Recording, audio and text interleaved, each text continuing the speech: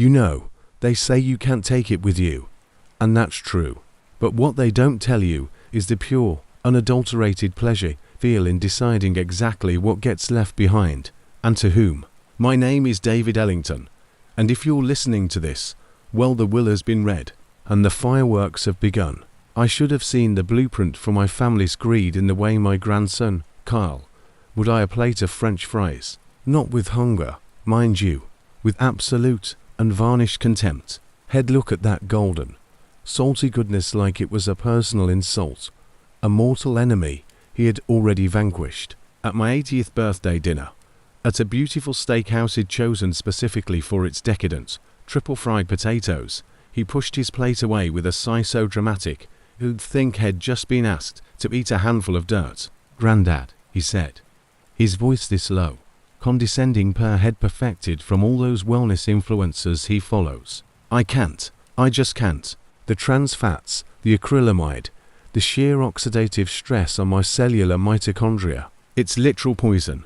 My son, his father Robert, just nodded along, already calculating the sodium content of his own meal. But my daughter, Sarah, she's got more of me in her. She rolled her eyes so hard I thought they'd get stuck. "Oh, for heaven's sake, Kyle. It's one fry. It's a celebration. Live a little." Kyle didn't even look at her. His gaze was fixed on me. These cold, blue eyes that saw not a person, but a collection of failing systems. Living, Aunt Sarah, is about adding quality years to your life, not subtracting them for a momentary dopamine hit from processed carbohydrates. Right, Grandad? You of all people should understand the importance of a disciplined regimen. I felt my jaw tighten. He'd been doing this more and more. This not so subtle positioning of himself as the heir to my to my life. Not my love, not my stories, not my business acumen, my longevity. He saw my age not as a testament to a life well lived, but as a benchmark he intended to surpass, a high score he was determined to beat. And he saw my eventual departure not as a loss, but as the necessary transfer of resources to fund his own century-long victory lap. I forced a smile, the kind that doesn't reach the eyes. Discipline is one thing, Kyle. Joy is another. And last I checked, joy was pretty good for the mitochondria, too. He gave me a thin, patient smile, the kind you give a child who just said something adorable but profoundly stupid. Joy is a biochemical response, Grandad. It's manageable, optimizable. Unlike arterial plaque, that was the moment, right there, in the glow of my birthday candles, surrounded by the people who shared my DNA. That was the moment the first seed of my revenge was planted. It was a small, cold thing then, but oh, it grew. The real turning point, the moment that seed got watered and burst into a vicious, thorny vine, happened a month later. I was in my study, dozing off over a biography of Churchill, when I heard raised voices from the living room. They thought I was napping upstairs. The old man's hearing aids are always on the fritz, right? But I hear just fine. It was Robert and Kyle. Their voices were hushed but sharp, cutting through the quiet afternoon shards of glass. Just not sure why we have to pander to him so much, Robert was saying, his voice a tense whisper. The constant lectures on his kale smoothies, the breathing exercises in the garden. It's humiliating. Then Kyle's voice, colder, more calculating. It's not pandering, Dad. It's an investment. It's asset management. The longer he lives, the more stable the transition. But more importantly, the more he sees me as the logical successor. The one who values what Hayes built, not just the money itself. Hayes built a fortune, Kyle. A massive one. That's what matters. No, Kyle shot back, and I could picture his face. That smug certainty. That's the shallow thinking that kept you stuck in middle management. He didn't just build wealth, he built an empire. And empires need an emperor who understands legacy, my lifestyle, my dedication. It proves in the only one who truly appreciates the value of a long life. It proves I deserve the lion's share. Sarah will get a token, you'll get your piece, but the controlling interests, they need to come to me. In the only one who won't squander it on hedonism and early onset diabetes. I felt a coldness spread through my chest, a chill that had nothing to do with the draft from the window. My own son and grandson, in my own house, discussing my life, my breath, as if it were a quarterly earnings report that was taking too long to be finalized. They weren't worried about me. They were managing a portfolio. And I was the volatile, aging stock. Robert sighed, a sound of defeat. I just want this settled. The waiting, it's excruciating. Every time he gets a cough, my heart stops. The uncertainty is killing me. Carl's laugh was a short, ugly bark. Well, let's hope it's not killing him prematurely. Not until everything is irrevocably in my name. We need to be patient. We need to play the long game. The long game. Those words echoed in the silent study. They were playing a long game with my life. I sat there in my leather chair, the ghost of Churchill staring at me from the book cover, and I felt something inside me solidify. Something hard and unforgiving. They thought the long game was about waiting me out. They had no idea I was about to change the rules of the entire sport. The very next day, I called old man Henderson, my attorney for 40 years. His office smells of leather and lemonwood polish, a scent that screams old money and absolute discretion. I didn't mince words. Thomas, I said, leaning forward, my hands clasped on my cane. We need to make a change. A significant one. Thomas adjusted his spectacles, his face a mask of professional calm. Of course, David. The trust structures for Robert and Sarah. We can certainly adjust the percentages if you're having second thoughts. No, I said. And a smile, the first real one I'd felt in weeks, touched my lips. Not percentages. I want to change the assets themselves. Specifically, what goes to Kyle. I laid it out for him. Every detail. The fast food chain had quietly acquired a majority stake in decades ago. Burger Barn, a place of gloriously greasy burgers and shakes so thick your spoon stands up in them. The soda company, Fizzo, that produces a liquid that is essentially carbonated high fructose corn syrup with a smiley face on the can. And the crown jewel, the one I knew would hit Carl like a physical blow. Emberleaf Tobacco, a company whose very name would make him break out in hives. Thomas listened, his expression growing more and more grave. David, he said slowly when I finished, this is exceptionally punitive. It will cause a tremendous scandal. The message it sends is the message. I interrupted, my voice quiet, but iron hard. Is the entire point. He's so obsessed with life, with health, with purity. He sees my fortune as a reward for his sanctimonious, joyless discipline. I want to leave him the very things he despises, the tools of death, as he would call them. I want him to wake up every single day as the majority owner of everything he has spent his entire pathetic life railing against. Thomas was silent for a long time, just staring at me.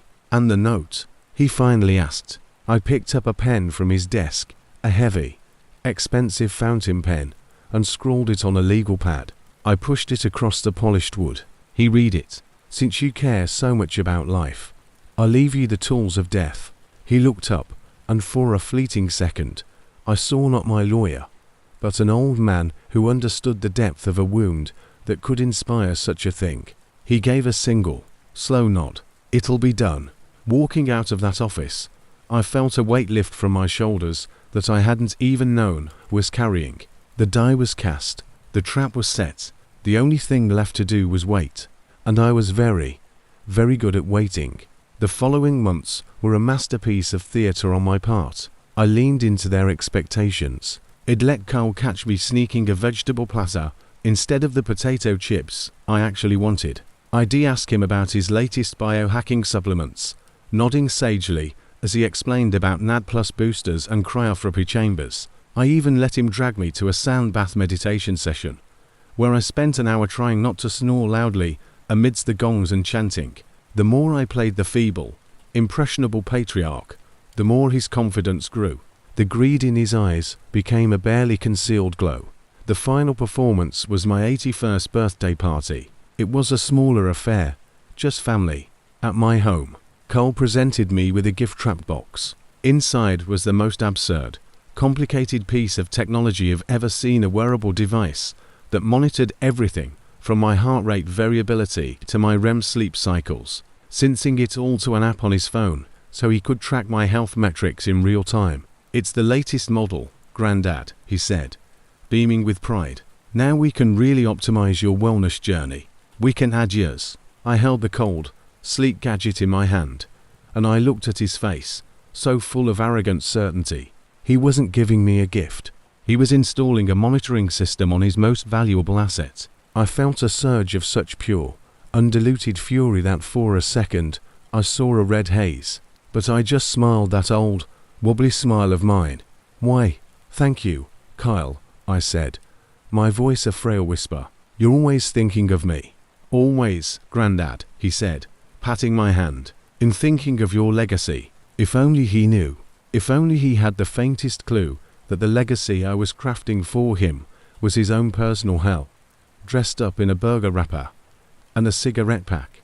That night, after they all left, I sat alone in my study. I took the health monitor and dropped it into the bottom drawer of my desk, next to a half-eaten bag of tortilla chips I kept for emergencies. I poured myself to fingers of a scotch, so peaty it could fumigate a barn, a drink Carl would have called hepatotoxic. I sipped it, feeling the warm, smoky burn all the way down.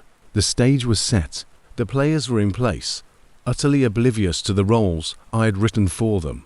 The last act of my life was going to be my greatest production. I just had to live long enough to see it through. The irony of that was not lost on me. My revenge depended on the very thing they were so impatient for me to lose, my life. Weeks turned into months. I made a show of being frailer, of having more senior moments, of talking about the past with a misty-eyed nostalgia that suggested I was getting my affairs in order.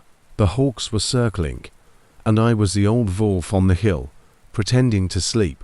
The end, when it came, was almost too perfect. It wasn't a dramatic heart attack or a long, drawn-out illness. It was a simple fall, in the garden, where Carl's surveillance app would show I had been doing my morning mobility exercises. The irony was so beautiful, almost made me laugh, as I felt the world go dark. The last conscious thought I had wasn't of fear or regret. It was a simple, satisfying sense of completion. The paperwork was signed. The will was airtight. The show was about to begin, and I had the best seat in the house, even if I couldn't be there in person. His voice takes on a new, almost spectral quality, as if Hayes watching from a great height. The reading of the will was held in Thomas Henderson's office. I wish you could have seen it. The room was all dark wood and solemn portraits, the air thick with anticipation and the scent of expensive perfume. My children were there, Robert, trying to look somber, but unable to hide the eager glint in his eye. Sarah, genuinely sad, dabbing at her eyes with a tissue. And then there was Kyle. He was dressed in a sleek, black, architecturally cut suit that probably cost more than most people's cars. He looked like a CEO at his own coronation. He sat perfectly still, his posture ramrod straight, a faint, condescending smile on his lips, as he no doubt mentally calculated his newfound wealth, already planning his state-of-the-art longevity research institute. Thomas, God bless him, played his part to perfection. He was the picture of gravitas, his voice a low, respectful rumble as he went through the preliminaries. A few charitable bequests, the house and a comfortable trust fund to Sarah, who burst into quiet tears of what seemed like relief and grief. A larger, but still non-controlling, share portfolio to Robert, who nodded, a tight, satisfied smile on his face. Had gotten what he wanted, a nice, clean payout. Then came the moment everyone was waiting for. Thomas cleared his throat, adjusted his glasses, and looked directly at Kyle. You could feel the room lean in. Robert held his breath. Sarah looked up, her tears pausing. And to my grandson, Carl Robert Ellington, Thomas Reed, his voice devoid of all emotion, I leave the following. In its entirety, my majority controlling shares in the Burger Barn franchise group. A frown flickered across Carl's face. Confusion. Burger Barn. The cheap, greasy spoon had occasionally taken him to as a child, much to his mother's horror. He shifted in his seat. Thomas continued, relentless. My majority controlling shares in the Fizzo Soda Company. Carl's head cocked to the side. The confusion was turning into something else, a dawning, cold disbelief. His perfect posture faltered ever so slightly. Thomas didn't pause. He delivered the final blow with the clinical precision of a surgeon. And my majority controlling shares in Emberleaf Tobacco Incorporated. The silence in the room was absolute. It was the kind of silence that has weight and pressure. The silence after a bomb goes off, but before the sound reaches you. Carl's face went through a terrifying transformation. The smug certainty drained away, leaving a bloodless, waxy pallor. The confusion curdled into pure, uncomprehending horror. His mouth opened slightly, but no sound came out. He looked like a man who had just been told the universe itself was a joke, and he was the punchline. Robert broke the silence, his voice a strangled squawk. What is this? Thomas, this is some kind of mistake. A joke. Dad would never. Those are junk assets. He hated those companies. He said they were a blight. But Thomas wasn't looking at Robert. He was still looking at Kyle. And he held up a single, small piece of stationery, my personal stationery, and in a voice that echoed in the tomb-like silence, he read the note I had written that day in his office. Since you care so much about life, Thomas Reed, my words now hanging in the air, sharp and cruel and final. I leave you the tools of death. The effect was instantaneous. Kyle made a sound. It wasn't a word. It was a guttural, animal noise of utter betrayal and rage, a half-choked snarl that seemed to tear itself from his throat. He shot to his feet, his chair screeching back against the polished floor. His hands were clenched into white-knuckled fists, his whole body trembling with a violence that seemed barely contained. The cool, calculated wellness guru was gone. In his place was a raw, exposed nerve of pure, incandescent fury. No, he roared, the word exploding in the quiet room. He slammed his fist down on Thomas' mahogany desk, so hard the portrait of a stern-looking judge rattled on the wall. This is a lie, a forgery. That senile, bitter old man would never do this. He promised me. He promised. He was screaming now, spittle flying from his lips, his face a contorted mask of hatred.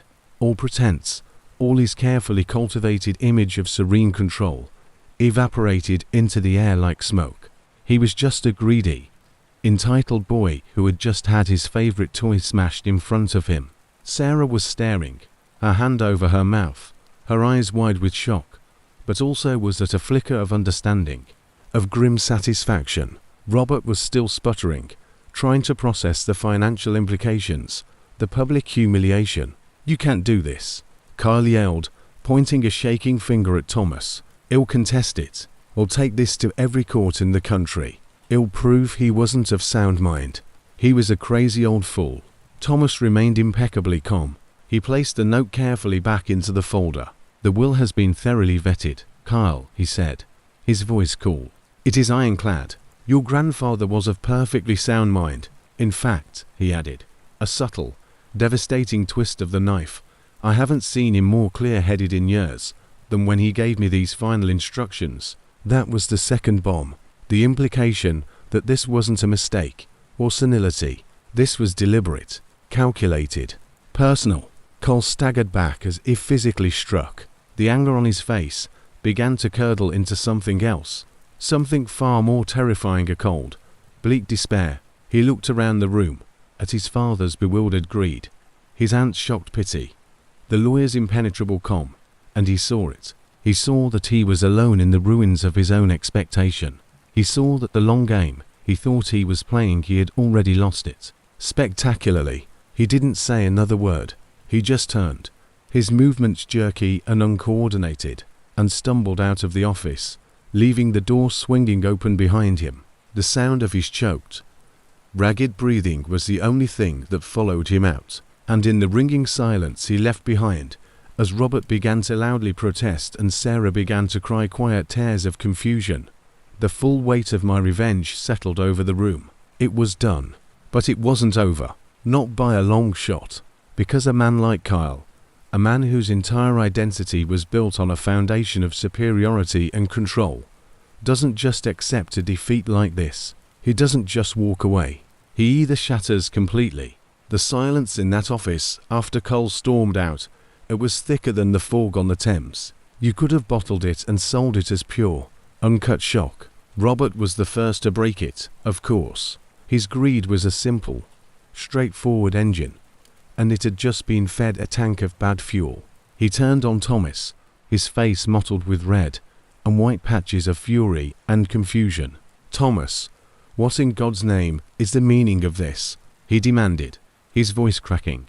This is insanity. Those shares are worthless. Morally, financially they're toxic. Dad spent the last decade divesting from anything that wasn't ESG approved. This makes no sense. Thomas closed the folder on his desk with a definitive, quiet thump.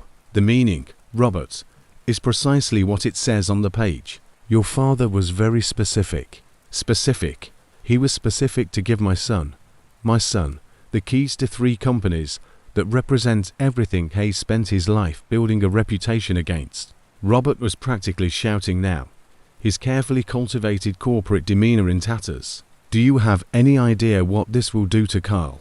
To our family's name? We'll be a laughingstock. The health fanatic who owns a tobacco company. It's a bad joke. From the corner, Sarah spoke up, her voice quieter, but laced with a steel I always knew she had. Maybe that's the point, Robert.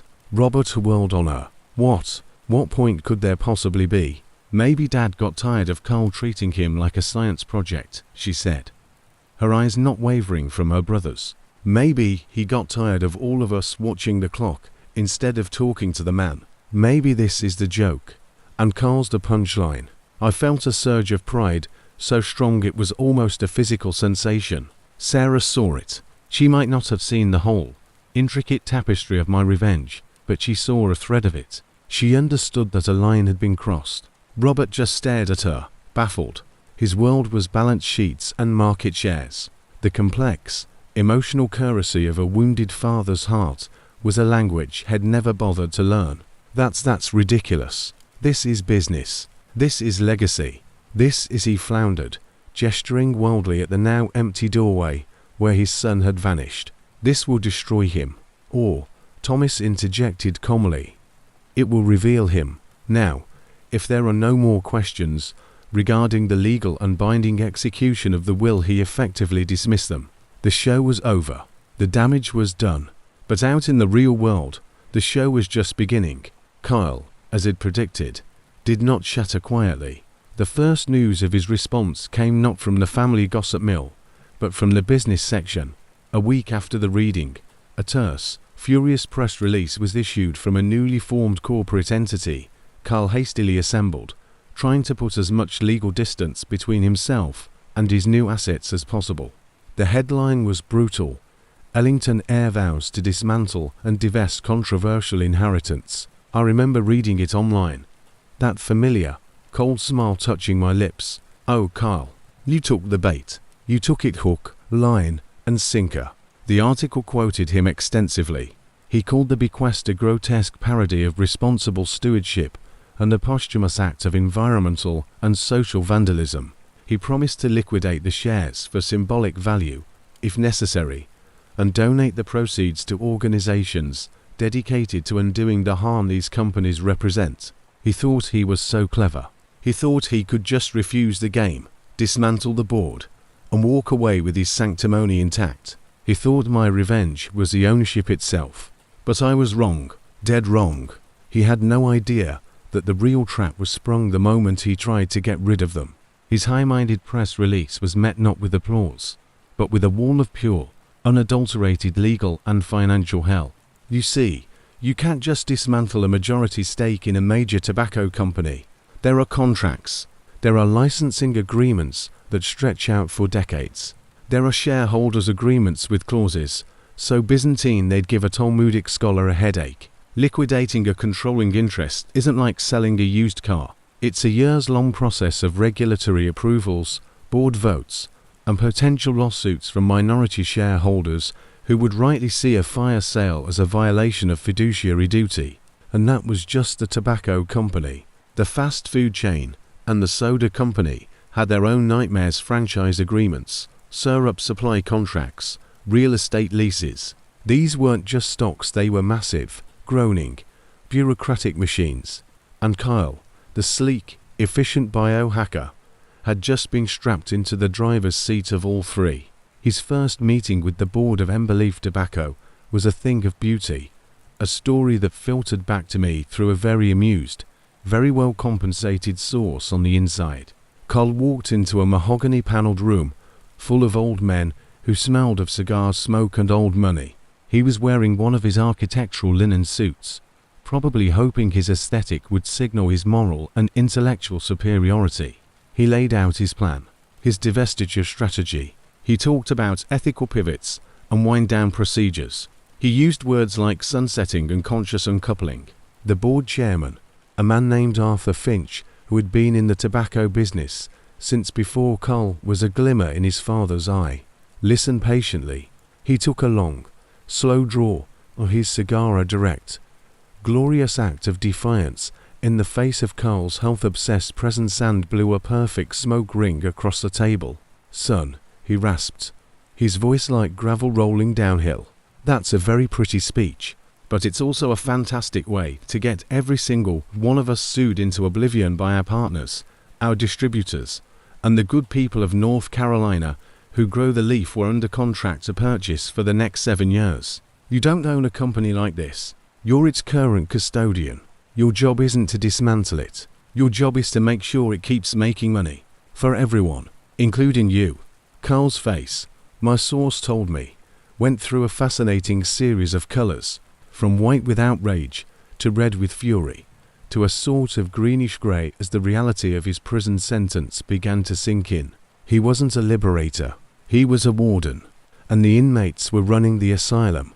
The public humiliation was even more exquisite. The media, ever hungry for a story about hypocrisy, ate him alive. Editorial cartoons depicted him as a skeletal health guru, wearing a burger-shaped crown and smoking a cigarette made of $100 bills. Late-night talk show hosts had a field day. So, Kyle Ellington, the guy who thinks a gluten molecule is a personal insult, is now the king of processed beef, liquid sugar, and lung cancer.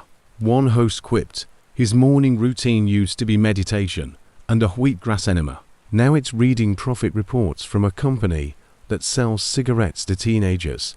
Talk about a hostile takeover of your own principles. I watched it all from my, well, let's just say I had a very good view, and with each new headline, each new joke at his expense, I felt a cold, hard knot of satisfaction tighten in my chest. This was better than I had ever imagined. But the best was yet to come. The real, intimate, family-sized portion of his misery. It happened at a disastrous family dinner Sarah tried to host, a pathetic attempt at clearing the air. I wish I could have been a fly on that wall. From the accounts I gathered, it was a masterpiece of dysfunction. Kyle arrived late, looking haggard and thinner than usual, the weight of his unwanted empires clearly dragging on him. He refused the organic, free-range chicken Sarah had prepared. "I'm not hungry," he muttered, which for Kyle was the equivalent of a full-scale mental breakdown. Robert, ever the oblivious ball in a china shop, decided to tackle it head-on. "So, son," he began, soaring into his chicken with gusto, "what's the latest on the situation? Have the lawyers found a way out of the tobacco mess yet?" Kyle's head snapped up. His eyes, once so cold and calculating, now burned with a feverish, exhausted anger. "The situation, father, is that Grandad has effectively chained me to a rock and thrown me into the sea. There is no way out. There's only compliance or financial ruin. Every day, I have to sit in meetings with people who profit from disease. I have to sign off on marketing budgets that target low-income communities with addictive garbage. I am becoming the very thing I've spent my life fighting." His voice was rising, becoming shrill. Sarah reached out to put a hand on his arm, but he jerked away as if burnt. "Kyle, maybe you could, I don't know, try to change them from within," she offered weakly. "Make the soda less sugary. Healthier options at the restaurants." He let out a laugh that was utterly devoid of humor. "Change them, Aunt Sarah. The entire business model of Fizzo is predicated on the addictive properties of its 11 teaspoons of sugar per can. The secret sauce at Burger Barn is 60% saturated fat. The board at Emberleaf laughed me out of the room when I suggested phasing out menthol cigarettes. They're not companies, they're their death factories. And in the chief engineer, he was practically hyperventilating. The contradiction was tearing him apart from the inside. His identity, his entire sense of self, was built on a foundation of purity and control. And I had forced him to become the figurehead of everything he considered impure and corrupt. It was a psychological torture tailor-made for him. Well, the dividends from those death factories must be substantial, Robert said, trying to find a silver lining. The cash flow has to be enormous. You could use that money to fund your wellness projects. Build that research institute you always talked about. This was the final straw. Cole stood up so fast his chair tipped over backwards, with a deafening crack against Sarah's hardwood floor. "Don't you get it?" he screamed, his voice breaking. The cool, collected air was gone, replaced by a raw, screaming nerve. "I can't touch that money. It's blood money. It's poison. Every dollar that comes from those companies is a stain. If I use it to build a lab, it'll be a lab built on emphysema and childhood obesity. It would be a monument to my own hypocrisy." He was crying now, tears of pure, impotent rage streaking down his face. He knew. That bitter, vengeful old man knew exactly what he was doing. This wasn't an inheritance. It's a curse. Haze haunting me from the grave. And with that, he turned and fled again, leaving another ruined family gathering in his wake. Robert just shook his head, muttering about dramatics and wasted opportunities. Sarah looked heartbroken, but also, I like to think, a little more understanding of the exquisite cruelty of my final act. Carl's attempt to refuse the game had failed spectacularly. He was mired in it, up to his neck. But a cornered animal is a dangerous animal, and Kyle, my brilliant, broken grandson, was starting to stop seeing himself as a victim and starting to see himself as a player. A desperate, ruthless one. The next phase of his strategy wasn't about escape. It was about attack. If he was going to be forced to sit at the head of these tables, he would burn the whole damn house down from the inside. He started a campaign of corporate sabotage so blatant, so destructive, it was breathtaking to behold. He went to the Burger Barn annual franchisee convention and gave a keynote address where he literally called the flagship Barbuster burger a heart attack on a bun and suggested the franchisees consider rebranding as vegan. Smoothie bars. The video went viral. Franchise owners were apoplectic, sales plummeted. At Fizzo, he tried to unilaterally change the formula of the flagship Fizzo Classic to a stevia-sweetened concoction that tasted, according to one review, like carbonated regret. The factory workers almost went on strike. The stock price tanked, but his masterstroke was with Emberleaf. He commissioned a multi-million-dollar, peer-reviewed public health study on the effects of Emberleaf's products, then tried to force the company to publish the damning results and include the findings in every advertising campaign. The board, led by the unflappable Arthur Finch, simply locked him out of the server, citing corporate espionage. He was no longer just a prisoner of these companies. He was a hostile occupying force, and the backlash was swift and brutal. The boards of all three companies filed a joint lawsuit against him. The charge: gross negligence and intentional violation of his fiduciary duty to the shareholders. They were seeking to have him removed as the majority controlling interest for actively trying to destroy the value of the very assets he was supposed to be stewarding. The irony was so thick you could cut it with a knife. Kyle, the health fanatic, was being sued by a tobacco company for not selling enough cigarettes. The day the lawsuit was filed, I received a report that Kyle had holed up in his minimalist, white-on-white apartment. He had cancelled all his biohacking appointments. His cryotherapy chamber stood silent. He was just sitting in the dark, surrounded by the legal papers, staring at the wall. The long game had taken everything from him. His money was tied up in assets he loathed. His reputation was a global joke. His family was fractured. And his health, the stress was eating him alive, had lost weight he couldn't afford to lose. Dark circles hung under his eyes. The very longevity he had prized above all else was being sacrificed on the altar of my revenge. He had played the game exactly as I had predicted. He had walked every step of the path I had laid out for him, and it had led him here, to a dark room, facing financial ruin and professional obliteration, utterly and completely alone. I should have felt triumphant. I had won. I had shattered him. But as I watched him through the reports, a strange feeling began to creep over me. It wasn't pity. Not quite. It was something colder, more unsettling. It was the realization that in crafting this perfect revenge, I had not just broken my grandson. I had created a monster, a cornered, desperate, and brilliantly dangerous monster with nothing left to lose. And as the first legal motions were filed, as the walls closed in around him, Cole stopped crying. He stopped raging. He got very, very quiet. And I knew, with a cold certainty that chilled me to my very core, that the game was not over. It was only just beginning, and his next move would be one I could never, ever have predicted. Quiet. That's what scared me. The quiet. 4 months. The reports had been a symphony of Carl's spectacular implosion, the screaming matches, the disastrous business decisions, the public meltdowns. He'd grown accustomed to the noise of his suffering. It was the soundtrack to my victory. But this new silence, it was deafening. And in my experience, silence isn't emptiness. It's the space where truly dangerous plans are born. He vanished. Not literally, of course. His lawyers still showed up to court, filing dry, procedural motions. But the man himself, he disappeared from the society pages, from the biohacking forums, from the rooftop yoga sessions that used to be his personal branding. It was as if he'd been unplugged from the matrix of his own life. My sources, the ones I paid to keep a discreet eye on the crumbling empire of my own making, grew frustrated. He goes to his apartment, Mr. Ellington.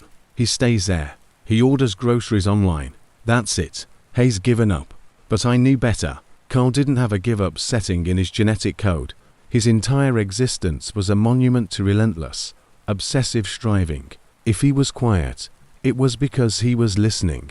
If he was still, it was because he was coiled. And I was waiting for the strike. It came from a direction I never, in my most cynical moments, would have anticipated. The email arrived on a Tuesday morning. It wasn't sent to me directly, of course, but to Thomas Henderson, who immediately called me, his usually unflappable voice pitched high with something akin to alarm. "David," he said, the word rushing out in a breath. "You need to see this. Carl's legal team has just filed a motion. It's not a response to the fiduciary lawsuit. It's something else entirely." He forwarded it. The subject line was innocuous. Motion for judicial review and equitable reconstitution of the estate of David Arthur Ellington. The language was dry, legalese, but the intent, once I peeled back the layers, was nothing short of revolutionary. It was an act of nuclear war. Carl wasn't trying to get out of his inheritance anymore. He wasn't trying to have me declared insane. He was accepting it, wholly, completely, and he was using his position as the majority shareholder of all 3 tools of death to do something so audacious, so brilliantly destructive, it took my breath away. The motion argued that the current profit-driven models of Burger Barn, Fizzo, and Embeleaf Tobacco represented a clear and present danger to public welfare and were, by their very nature, a violation of the spirit of responsible ownership. Therefore, as the majority owner, he was petitioning the court for permission to enact a stakeholder supremacy model. He wanted to make the companies not-for-profit, not just any not-for-profit. He proposed turning them into the world's most bizarre and powerful public health advocacy groups. Burger Barn would be rebranded as a vehicle for nutrition education.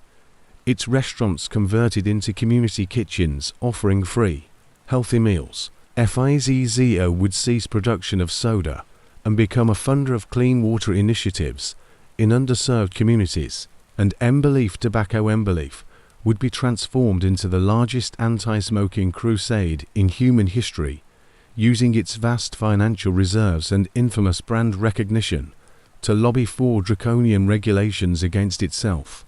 The projected financials were included. He wasn't just proposing to stop the revenue, He was proposing to systematically liquidate all assets and burn the capital, every last dollar of it, on funding this suicide mission. He was going to use my money, the fortune it built, to methodically dismantle the very industries that had created it. The note head attached for the judge's eyes, a personal statement, was a masterpiece of twisted logic. "I did not ask for this inheritance," he wrote, "but I accept the responsibility it confers. My grandfather, in his final act, presented our family with a moral challenge wrapped in a cruel joke. I choose to see past the cruelty to the challenge. He called these companies the tools of death. I intend to forge them into instruments of life. This is the only way to honor the complex legacy of David Ellington, the sheer, unmitigated gall of it, the breathtaking hypocrisy. He was posing as a saint while committing an act of ultimate corporate vandalism. He was going to burn down the kingdom and call it philanthropy." The family's reaction was instantaneous and apocalyptic.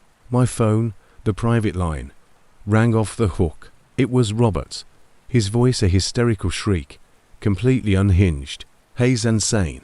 The boy has truly lost his mind. He can't do this. That's our money. My money. Sarah's money. Hayes going to vaporize it all for a political statement. Thomas, you have to stop him. This is theft. It's terrorism." I could hear Sarah in the background, her voice calmer, but no less horrified. "Robert, calm down. Let Thomas speak. What are our options? Can he actually do this?" Thomas' voice was weary. "He is the majority shareholder, Sarah. He has a frightening amount of latitude. The courts are generally reluctant to interfere in business judgment, even if that judgment is spectacularly poor. Hayes framing it as a long-term branding and pivoting strategy to avoid future litigation and regulatory burdens. It's clever, diabolically clever. Clever," Robert screamed. "Hayes setting $1 billion on fire, and you call it clever?" "Legally clever, Robert," Thomas corrected, his patience thinning. "Hayes built a case that his actions, while financially catastrophic, are ultimately in the best long-term interest of the corporate entities by mitigating existential risks. Hayes arguing that the current business models are unsustainable. Hayes not wrong. That was the final twist of the knife. He was using the language of the very corporate world it inhabited to destroy it. He was speaking their language fluently, but his translation was annihilation. The lawsuit from the boards, the one meant to stop him, suddenly became the main event. But it was no longer a simple case of a rogue heir. It became a monumental legal battle, a referendum on corporate responsibility itself. The news channels went into a frenzy. Pundits debated it endlessly. Was Kyle Ellington a visionary hero, sacrificing his birthright for the good of humanity? Or was he a lunatic, a scorned heir throwing a world-class tantrum and taking thousands of jobs and a historic fortune down with him? He played the media like a virtuoso. Gone was the screaming, crying mess from Sarah's dinner table. In his place was a calm, gaunt, strangely compelling figure. He gave one interview to a prestigious financial paper. He wore a simple black sweater. His eyes held a new, frightening intensity. "This isn't about revenge," he said, his voice low and even. "This is about redemption. My grandfather thought he was cursing me. He thought he was forcing me to live with the source of his wealth, a source he knew I found morally repugnant. But he gave me the keys to the kingdom, and a king has the power to tear down the castle and build a hospital in its place. That is not a curse. That is a profound gift. He gave me the power to do real, tangible good. I intend to honor that." I felt my hands, these old, spotted hands, start to shake as I read the transcript. The arrogance, the absolute, stunning reinterpretation of my final, glorious screw you into some kind of twisted paternal wisdom. He was stealing my revenge. He was rebranding it. He was taking my bitter pill and coating it in the sugar of his own sanctimony and selling it back to the world as a vitamin. The court battle that followed was the stuff of legal legend. It dragged on 4 months. Carl was ruthless, cold, and brilliant. He outmaneuvered the combined legal teams of all 3 companies at every turn. He wasn't the emotional grandson anymore, he was a strategic genius. And his life's work, his entire being, was now focused on this one goal. the beautiful, spectacular destruction of everything he'd left him. And he was winning, one by one. The legal challenges fell. The judge, perhaps swayed by the public pressure, perhaps genuinely convinced by Carl's arguments, began to rule in his favor on key preliminary motions. The boards were forced into a settlement. They wouldn't get everything, but they would get something before Carl burned it all to the ground. It was a surrender. The day the final settlement was announced, granting Carl the power to begin his insane, not-for-profit transformation, Robert showed up at my mausoleum. He didn't know I was there, of course. He stood outside in the rain, his expensive coat soaked through, and he screamed at my marble tombstone, "You did this. You and your stupid, petty games. Look what you've done. You broke him. You turned my son into a monster, a fanatic. And for what? For a joke. Was it worth it, Dad? Was it worth destroying your own legacy?" His voice broke into sobs, great heaving gasps of loss and fury. He wasn't just crying for the money, though that was a big part of it. He was crying for the son he'd lost, the son I had broken and remade into something he could no longer recognize or control. I watched him from the shadows, and for the first time, I felt no satisfaction. I felt a hollow coldness. Robert's words echoed in the stone chamber.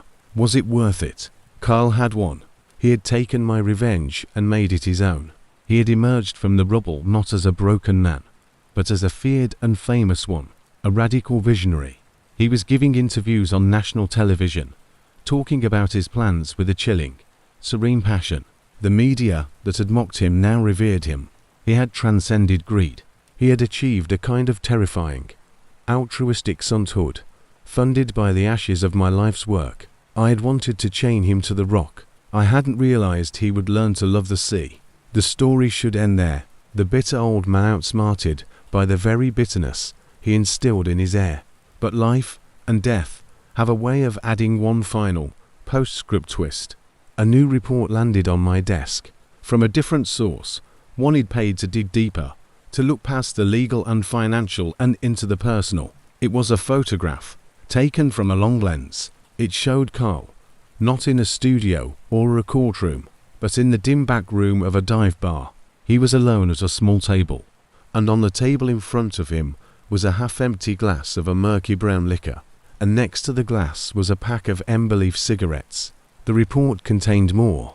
He'd cancelled his membership at the ultra-exclusive biohacking clinic. He'd let his personal chef go. He was living on takeout. Burger Barn takeout. I stared at the grainy photo for a long, long time, and I saw it. I saw what no one else could see. The serene visionary on television was a mask. The man in this photo, this was the real Carl. The man my revenge had truly built. He hadn't found peace. He hadn't achieved some higher moral plane. He was a man being consumed by the very poison he was so publicly vowing to eradicate. The contradiction wasn't tearing him apart anymore. It was becoming him. He was living in the unbearable space between what he preached and what he was now forced to become, the figurehead of death, a living monument to hypocrisy. And the pressure was cracking him in ways no one could see. He was winning the world and losing himself completely. He was becoming the ghost he always accused me of being. So, was it worth it? Robert's question hangs in the air. I look at that photo of my grandson, alone in the dark with his poison, and I feel nothing. No triumph, no regret, just a vast, empty silence. I set out to prove that my family cared more about my life than my living. I proved it. I set out to teach Carl a lesson about the value of a life beyond its length. I taught him that life can be an endless, internal prison. I got everything I wanted, and in doing so, I destroyed everything I had. The game is over. The board is cleared, and there are no players left, only ghosts. But you know the funny thing is, the stock price of Emberleaf tobacco, it's skyrocketed since all this began. The notoriety, the free advertising, it's made it a cult favorite. Ironic, isn't it? Even in trying to kill it, Hayes made it stronger. Some legacies, it seems, are just as stubborn to die.